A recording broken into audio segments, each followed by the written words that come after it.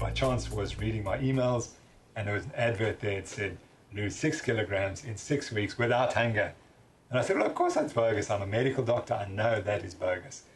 But then I noticed there were 3 scientists who had written it, and I knew them, and they were really good scientists. So I said, well, why would they say that? And I also knew that I had 8 weeks to go before I had to go and talk in Sweden to a bunch of elite athletes. And I said, well, I'd look a little better if I was 6 kilograms lighter. So I said, maybe I'm motivated. So I went down and I bought the book. It was called The New Atkins for the New You. And I looked at it, and within an hour, I'd read here that 150 studies show the benefits of a low carbohydrate diet. Well, it's bogus. I mean, I'm a medical doctor. We know low carbohydrate diets are unhealthy. You've got to eat lots of carbohydrate. How can you restrict carbohydrates? I'm a runner. I've written there you must carbo low. So then I looked at the data and I said, my gosh, these papers are published in good scientific journals. So I said, maybe there's something to it. So I said, that's it, no more carbohydrate. So from that minute, I stopped eating carbohydrate. In the next 8 weeks before I got to Sweden, I dropped 11 kilograms and I looked fantastic. And my running started to recover. And then after 3 months, on 1 week, my running just took off. It was astonishing. I couldn't believe it. I started running as I had 20 years before. My times came dramatically down. And so I said, well, there's something miraculous happening here. And I said, eventually I'll share it. And it took me 5 months to get the courage to write an article on it. And I wrote the article called Against the Grains. And I began with, I said, this is the most contentious article I'll ever write. I know I'm going to be castigated for it, but I must just tell you what happened. So I did. And that was the beginning of the whole journey that I've been on. I didn't start trying to convert my profession in any way. I just reported what had happened to me and thought people would be really interested and might even try the diet and see if it worked for them. But of course it's escalated since then. For 33 years, I ate the prudent healthy diet. The prudent diet is the diet that was first proposed in 1977 by the US Senate, the McGovern Commission. It was drawn up by a vegan who had no training in nutritional sciences. He was the man who decided what we should eat. And his bias was that we must cut out all saturated fat and we must eat more cereals and grains. And that we must eat between 8 and 11 servings of grains and cereals every day. And that we must limit the amount of fat we eat and we must limit the amount of meat and eggs that we eat. So eggs, which are the most nutritious food there is, have been relegated to a non-food, whereas refined carbohydrates, which are the real non-foods, have been elevated to the status of superfoods. We've done the exact reverse to what biology tells us is good for us. And now we've had 40 or 50 years of the change, and we've seen what the results are. Diabetes and obesity have gone through the roof. And heart failure is also at all-time record rates. And no one questions, hold on, maybe we didn't get it right. Maybe we should falsify that theory and relook at it. I've been on both sides of the argument. I've been eating the prudent diet for 33 years, and I saw in a person like myself who's pre-diabetic and carbohydrate intolerant or resistant, it's toxic. How you can tell if you're carbohydrate intolerant is you progressively gain weight with age when you eat a high carbohydrate diet. Now, if we then look at what we think carbohydrate intolerance is it's people who, when you give them carbohydrate, they can't put it into their muscles. So they have to oversecrete insulin. And when they oversecrete insulin in this condition, the carbohydrate gets into the liver where it's turned into fat. Now, at the same time, they go into what we call the hibernation response, which is they start storing fat around their bodies, and they become less physically active, and they eat more. So the problem of the metabolic syndrome is not caused by overeating. The metabolic syndrome is a form of hibernation which causes excessive overeating and reduced physical activity. The typical way that the metabolic syndrome is managed in medicine is that we look at each of your risk factors and we treat it separately. So if you've got high blood pressure, we treat the high blood pressure with medication. If your cholesterol's up, we treat the cholesterol with medication. If you're hypoglycemic, i.e. pre-diabetic, we treat the diabetes. And so we just compound and medicate whatever it is. So then you get reflux, and then that's treated with another medication. So you get people with eating handfuls of drugs. And no one questions what's the underlying cause. I cut cereals early, and the first thing I noticed was that the allergic rhinitis and the allergic bronchitis, which I would get attacks every 3 months and which I had to treat with inhaled steroids, so they weren't minor conditions, disappeared. I haven't had an attack in 2 years. I haven't had a day's illness in 2 years. The next thing I noticed, my headaches. I used to get headaches once every week or so, and I'd take quite powerful medication. They disappeared. I haven't had a headache in 2 years, and I can't explain it. The third thing is I stopped using my glasses. I can't explain that either. My fourth thing was that I had reflux, with gastric reflux, which is this dyspepsia or indigestion. And it was so bad for 10 years that I thought I'm going to have an operation. That disappeared in a month. And I had irritable bowel syndrome. I've had irritable bowel syndrome since I was a child, and it disappeared. And then the energy. And I just love exercising again. I can't wait to get out and run. So the funniest thing is I'm enjoying all these benefits, and people are saying, you're going to kill yourself from heart disease because of your cholesterol and all this sort of stuff. And my argument is, well, why don't you try it? The most interesting effect of this diet, which I could never have predicted, was my hunger has completely disappeared. And I no longer have hunger. I will see food that I like to eat, and then I will get a mild stirring, say, okay, let's eat a lot of this food. But the old cravings, I don't get them anymore. And then I realized that most of what people call appetite is a food addiction or a food craving.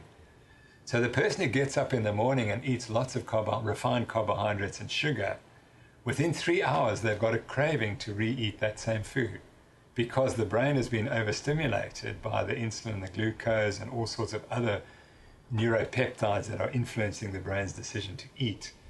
And they drive you to eat 3 hours later, and so you're hungry. But I don't get that anymore. And I could go easily 24 hours without eating, without even noticing it. And I can go and run and do anything I like. So, and I interpret this as my appetite is now being driven by biology. I reduced my calorie consumption by 1/3, from 3,000 to 2,000 calories, and I'm not hungry. But if I try to reduce from 3,000 to 2,000 on a low-fat, high-carbohydrate diet, I would be perpetually hungry. I would be looking for food all the time, and I would not be able to sustain it. I can sustain this eating pattern for the rest of my life. A lot of people ask, is this diet that I'm eating ideal for everyone? And the answer is, I would never make that claim. But I would make the claim that if you treat me and anyone else who's got the metabolic syndrome or who has carbohydrate resistance, by feeding them carbohydrates, you're just making them sick. Bruce Fordyce has reversed his running career. Sean Mickeljohn, who won the Comrades in the 1990s, has done the same. Oscar Chalupsky has done the same. And the four of us, the four fatties, we lost over 50 kilograms of weight. Now, these are people who exercised much more religiously than I did. Bruce Fordyce has run 200 marathons or ultramarathons. No one in South Africa has done more exercise than him. Yet he puts on 12 kilograms because he's carbohydrate intolerant and he's eating a high carbohydrate diet. Sean Mickeljohn puts on 16 kilograms and his running gets destroyed. And Oscar Chalupsky the same. Oscar drops 16 kilograms and wins a world championship at the age of 49 against young children of the early 20s. These are guys who won Olympic gold medals. And he beats them in a 3-hour, 50-kilometer race in Hawaii. People say, oh, it's just, because you were lazy and you were this and that and the other that you got fat. Not at all. We were vigorously active. We weren't slothful. We weren't gluttonous. But we didn't understand what our problem was. And as soon as we understood, we reversed the aging process dramatically. I was actually surprised by the response to my ideas, because initially all I said was, I've just cut cereals. And then the dietitians got angry because they said, well, you've got to eat cereals for health. Well, I looked at the literature and it's not true. There's a whole bunch of medical conditions which are directly related to cereal consumption. And I think that the minor symptoms I had were due to cereal intolerance. So I listen to the nutritionists when they debate with me. They say, well, everyone must eat the same diet and there must be lots of carbohydrates because carbohydrates are good for you and vegetables and fruits are good and cereals and grains will make you live forever. Which may be true if you're carbohydrate tolerant, but if you're carbohydrate resistant, that is completely wrong. What nutritionists have to understand is that not everyone can eat this prudent diet. I mean, the studies show that you give that diet to people like me, and all that happens is we become diabetic. I think there are many reasons why people would be angry with me, because they think that there's no science behind it, but honestly, I would not have taken the stance unless I'd read the literature, and I outread everyone. And I probably collected 70 or more books on this topic, and I've read all of them, and I've read probably 2,000 or 3,000 articles, scientific articles on the topic. And so what I'm saying is as a synthesis of that information. And of course, I'm writing the book at the moment, and that book will be released next year. And then it's exactly the same as Waterlogged. I wrote this book because people said what you say is rubbish. And they said it for 30 years. And industry attacked me and demonized me as being some sort of conspiracy theorist. And I said, well, wait till you read the book. They are chup still, because this is the truth. And this is the heavy science. Now, no one can argue at all. And I'm going to do the same with that book on nutrition and health. The one theory, of course, is that if you eat too much fat, I'm going to kill myself from heart disease because my blood cholesterol is going to go up and the cholesterol is clogging my arteries. So if you eat artery clogging saturated fat, you're going to get heart disease. It is my contention that this is an inflammatory disease due to high carbohydrate intakes and this glucose insulin spiking, which irritates the arteries. And then cholesterol is certainly laid down, but it's not the criminal. It just happens to be at the site of the murder. And people have claimed it's the murderer, but it's not the murderer. And there's very good evidence that it's much more likely to be glucose and insulin that are driving the arterial disease than it's the cholesterol. I don't contend that you have to have cholesterol to cause the problem, but to make a whole hypothesis on the basis that we must reduce cholesterol and stop people eating fat has had catastrophic consequences for our health. Statins is a sort of colloquial name for drugs that lower cholesterol, and they really started in the 1980s where the first of them came about. And they discovered these drugs that could reduce cholesterol. So then they said, well, of course, cholesterol causes heart disease. So if we lower the cholesterol, we're going to prevent heart disease. And they then started on major studies. I mean, the number of studies that there have been there are large numbers, and these studies all cost billions of dollars. And my skepticism relates to two things. The first is that I'm not certain that lowering cholesterol explains exactly why the drugs work. Secondly, I don't argue that they certainly work in people with established heart disease.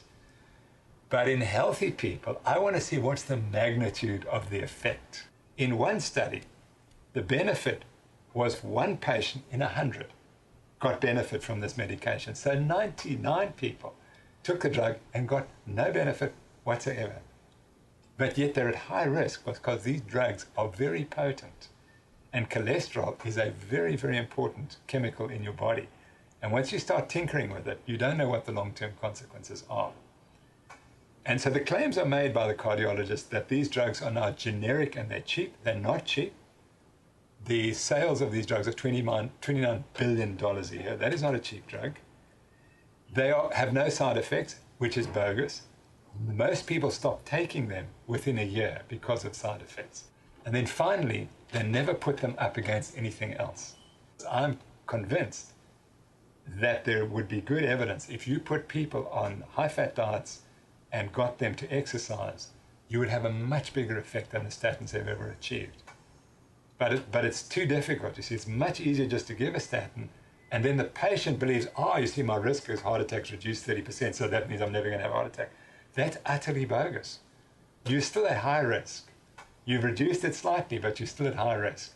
And you better get out there and check your glucose tolerance and see if you've got the metabolic syndrome and see if you're hypoglycemic and so on. And become physically active, because otherwise it's not going to make much difference, that statin. I every day receive a letter from someone saying, thank you for saving my life. And the most recent letter I received was from a doctor in Caledon, a general practitioner.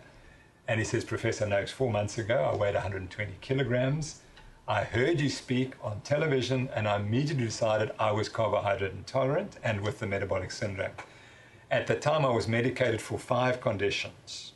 The 5 we mentioned, he also had atrial fibrillation. His heart was beating irregularly, and he was taking that medication, and he had gout. He said 4 months later, I've dropped all my medication, weight has gone down 20 kilograms, and I've dropped every single medication. My blood pressure is normal, my cholesterol is normal, my diabetes is normal, my gout's gone, my atrial fibrillation is gone.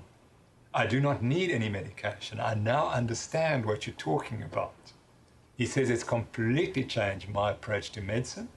And what I'm doing with the people in Caledon is to find how can I get the poor people eat more protein and fat. It's the poor people who take the burden of ill health because they have massive rates of diabetes, and the women have breast cancers and other cancers, all of which are nutritionally based. So what would I like to achieve? Very simply, I now believe from what I've read, the 70 books that I've read, is that nutrition is a critical determinant of our health. And I would estimate that something like 80% of the chronic illnesses that we currently experience are due to nutritional problems. Now, I was not taught that, and it's not being taught in any medical campus that I know about. In my view, I've probably affected tens of thousands of South Africans simply by making this stance. And I would have thought that people in my profession would say, thank you, Tim, for A, elevating the profile of our profession, and for doing something for so many people. I'm happy that I can control my weight and I can control my hunger. And I'm very proud about that. And that's what I'm trying to tell the people. Because everyone's lost control. They don't know how to control their weights. And it's so simple. And this is the simple explanation. So that's my message. Take control.